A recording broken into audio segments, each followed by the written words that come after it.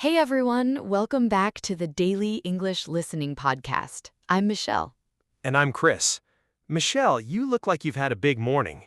I have. I told myself I'd feel calm walking into a meeting today, and instead my hands were shaking before I opened my mouth. Classic. So, believe in yourself, huh? Exactly, which is funny because that phrase is exactly what we're picking apart today. Not the loud poster on the wall kind, the real kind. Not quite how it works. Real belief in yourself gets tested in small, unglamorous moments, the ones nobody applauds for. Give me an example. When you want to speak up, but your throat tightens. When you make one tiny mistake and your brain replays it on a loop all day. Your own personal courtroom drama, the case of the awkward sentence. And somehow you're the lawyer, the judge, and the jury. That's exactly why so many people feel like they don't believe in themselves. It's not because they're weak. It's because they keep avoiding the exact situations that would build that belief in the first place. Ooh, that one stings a little. It's true, though. Belief in yourself doesn't grow in the places you keep running from.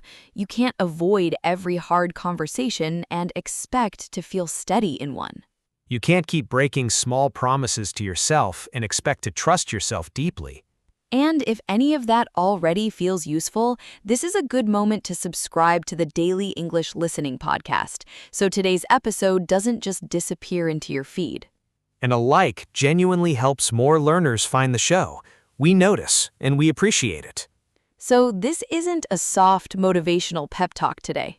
No, think of it more like a mirror, a useful one, not a harsh one. We're going to look at where belief in yourself actually lives, not on a mug, but in nervous phone calls, and the moment you decide whether to hide or keep going. And later, we'll walk through the 5E method, 5 practical moves for the moment your self-belief drops in real life.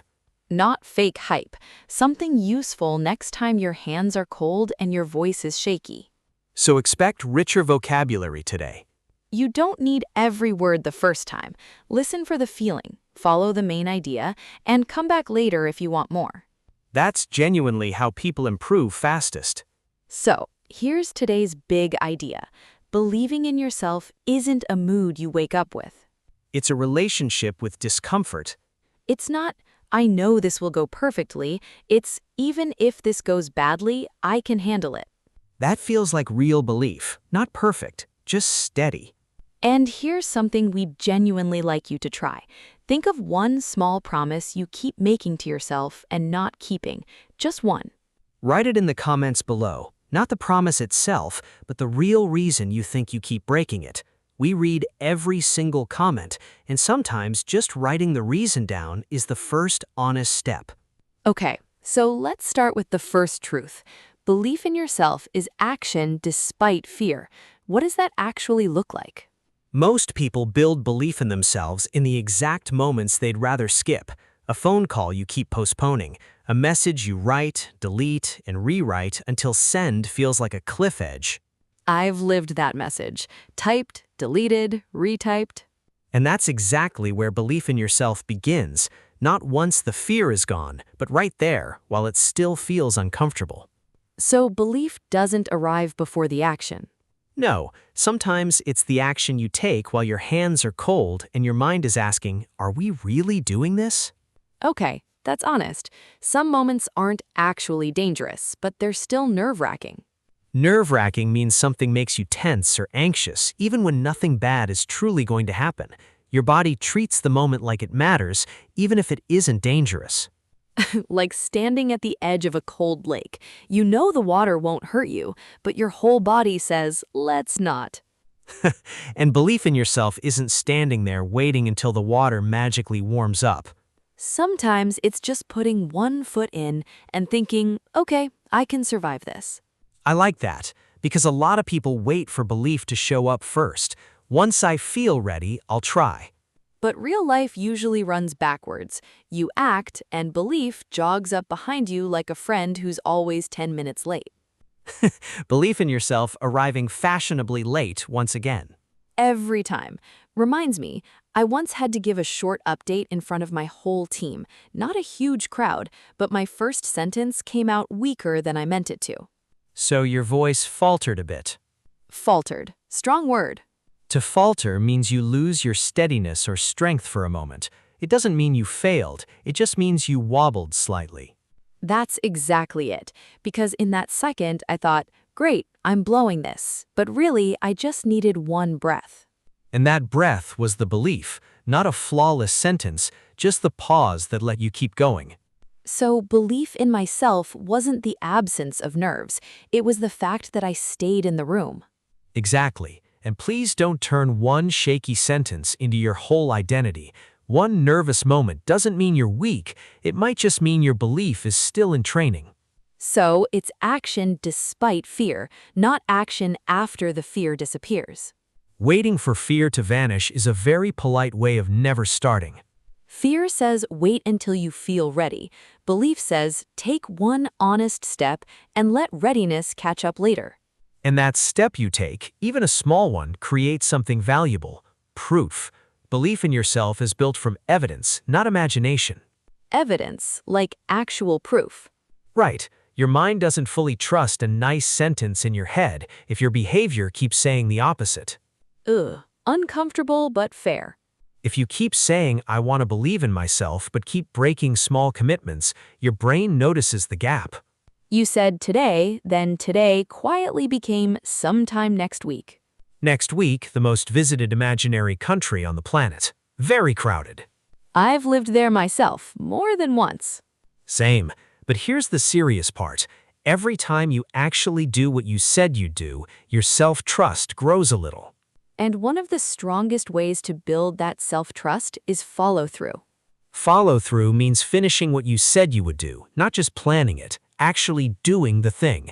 If you say, I'll send that email today, and you send it, that's follow-through. So belief comes from keeping the tiny promises, not the big dramatic ones. Exactly. Small promises are quiet votes for the person you're becoming. I love that.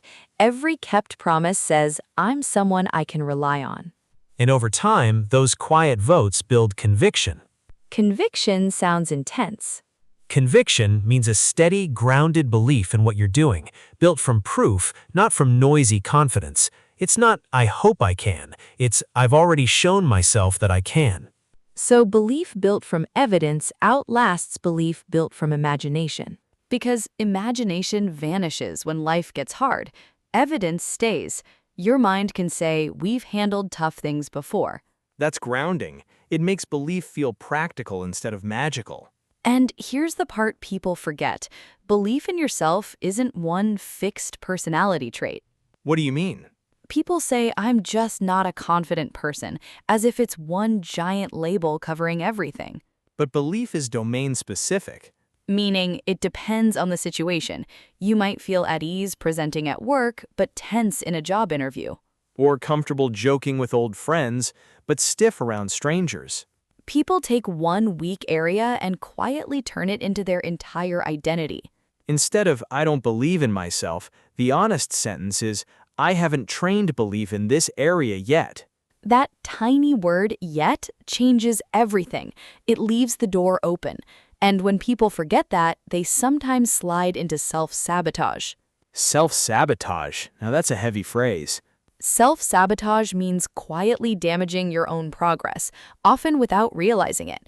You want the opportunity, but you never apply. You want to improve, but you avoid practicing.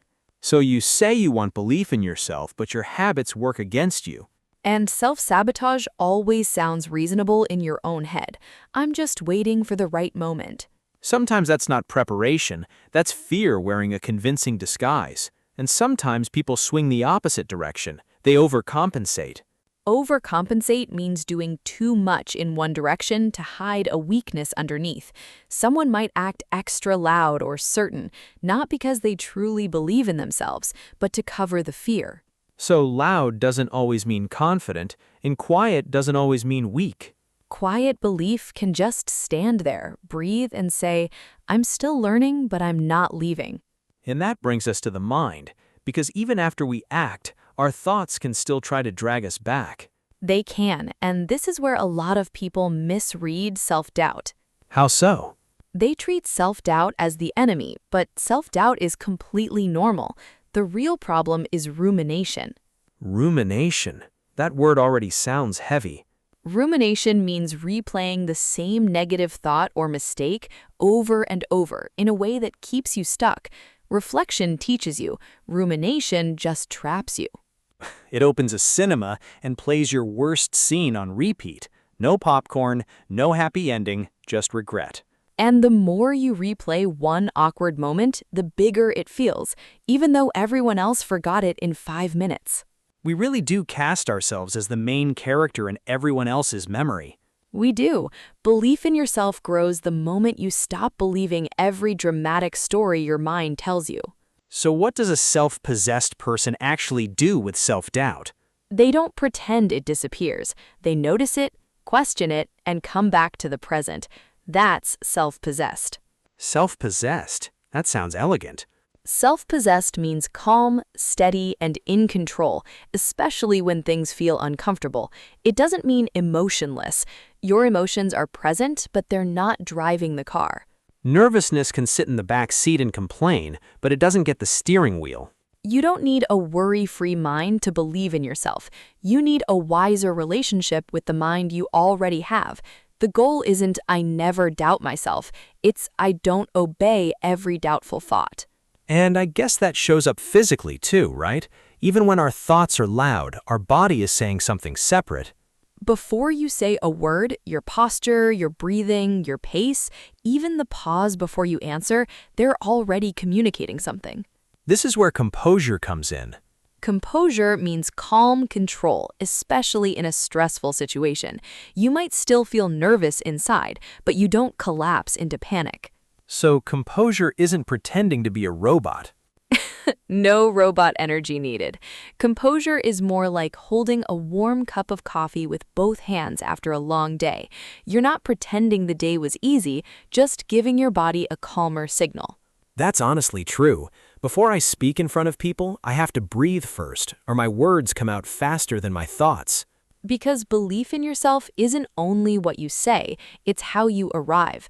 If you rush, shrink, or apologize before you've even started, people feel that. Sometimes our own posture convinces us we're smaller than we are. The body teaches the mind. If you pause, breathe, and speak with a steadier rhythm, you're giving belief somewhere to land.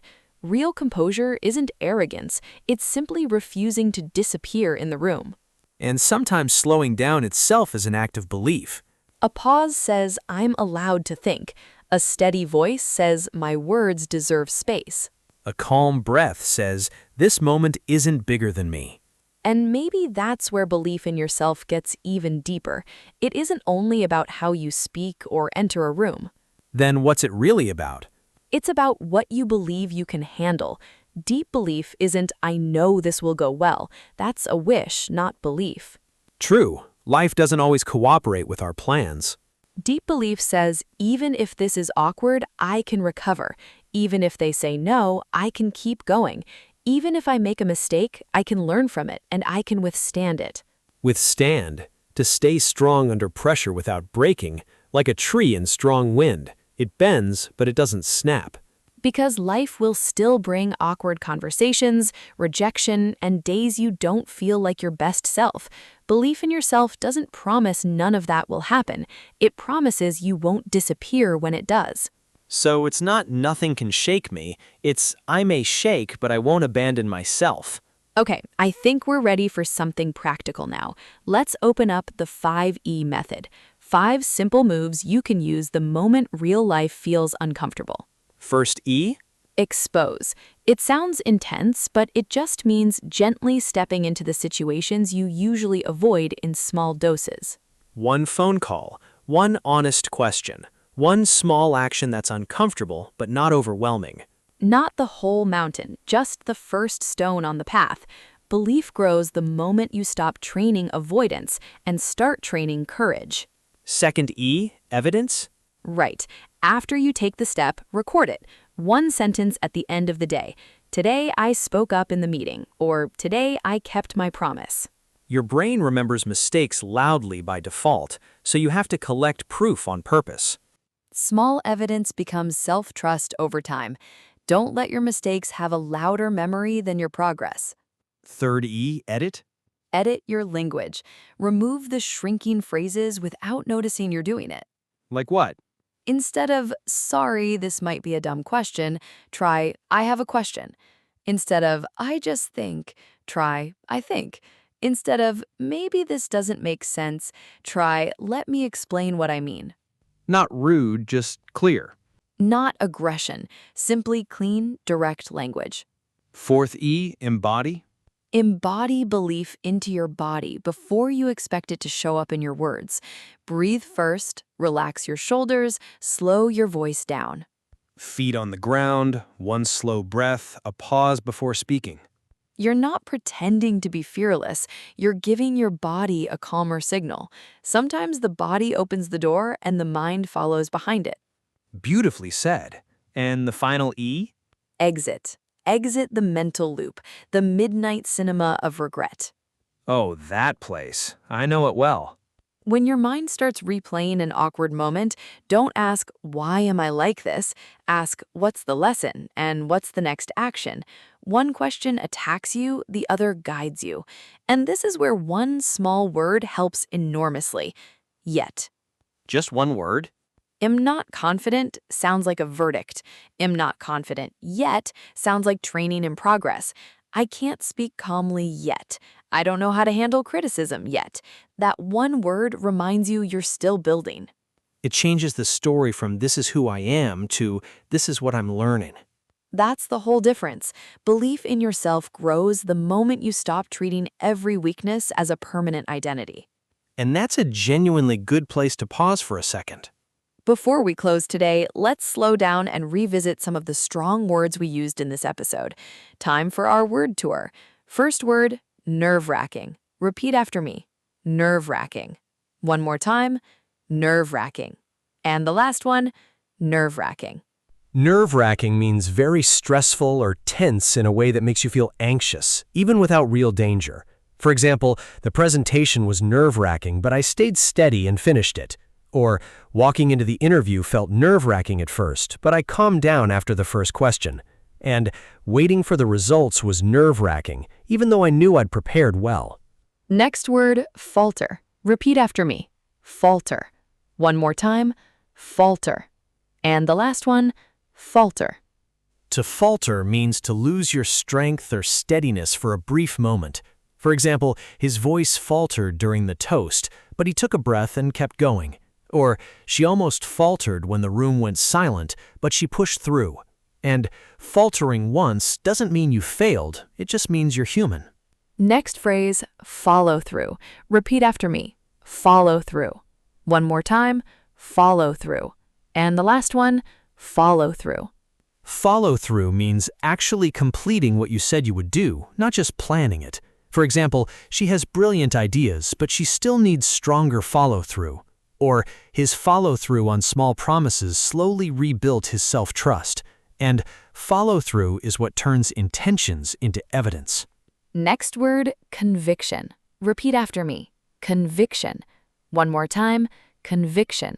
And the last one, conviction. Conviction means a steady, grounded belief in what you're saying or doing, built from proof rather than noise. For example, she spoke with conviction because she'd already lived through what she was describing. Or, his conviction grew stronger every time he showed up on a hard day. And conviction is quiet certainty, not loud performance. Next phrase, self-sabotage. Repeat after me. Self-sabotage. One more time, self-sabotage. And the last one, self-sabotage. Self-sabotage means quietly damaging your own progress or confidence, often out of fear or insecurity. For example, he wanted the promotion, but fear pushed him into self-sabotage and he never applied. Or, skipping practice week after week became a form of self-sabotage. And self-sabotage usually sounds reasonable while it's happening. Next word, overcompensate. Repeat after me. Overcompensate. One more time, overcompensate. And the last one, overcompensate. To overcompensate means to do too much in one direction to hide a weakness or fear underneath. For example, he tried to overcompensate for his nerves by talking over everyone. Or, you don't need to overcompensate. Just speak calmly and mean what you mean. And overcompensating can look like confidence while actually being fear in disguise. Next word, rumination. Repeat after me. Rumination. One more time, rumination. And the last one, rumination. Rumination means repeatedly replaying a negative thought or mistake in a way that keeps you stuck. For example, after the call, rumination kept him replaying one awkward pause for hours. Or she reduced her rumination by asking what the lesson was instead of reliving the moment. And rumination traps you, while honest reflection actually teaches you something. Next phrase, self-possessed. Repeat after me, self-possessed. One more time, self-possessed. And the last one, self-possessed. Self-possessed means calm, steady, and in control of yourself, especially when a situation feels uncomfortable. For example, even under pressure, she stayed self-possessed and focused on the task. Or, a self-possessed person can still feel nervous and choose a calm response anyway. And self-possessed doesn't mean emotionless, it means the emotions aren't driving. Next word, composure. Repeat after me, composure. One more time, composure. And the last one, composure. Composure means calm control, especially during a stressful or difficult moment. For example, he kept his composure even as the conversation got tense. Or, before answering, she took a slow breath and found her composure again. And composure isn't fake confidence, it's the pause right before panic would otherwise take over. And our last word, withstand. Repeat after me, withstand. One more time, withstand. And the last one, withstand. To withstand means to stay strong under pressure, criticism, or discomfort without breaking. For example, real belief in yourself helps you withstand criticism without falling apart. Or, she learned she could withstand awkward silences and keep going anyway. And withstanding something is like a tree in strong wind. It moves, but it stays rooted. And that brings us to the end of today's episode. Believing in yourself was never about never feeling nervous. It's about taking one honest step anyway, even with cold hands and a shaky voice. And if you're not confident yet, remember that word yet means you're still building. If today's episode felt useful, we also have one on healthy habits that will change your life. It's a natural next step after building belief in yourself. Small, steady habits are exactly how belief turns into something permanent. Take care of your English. And take care of your heart. Bye, everyone. Bye.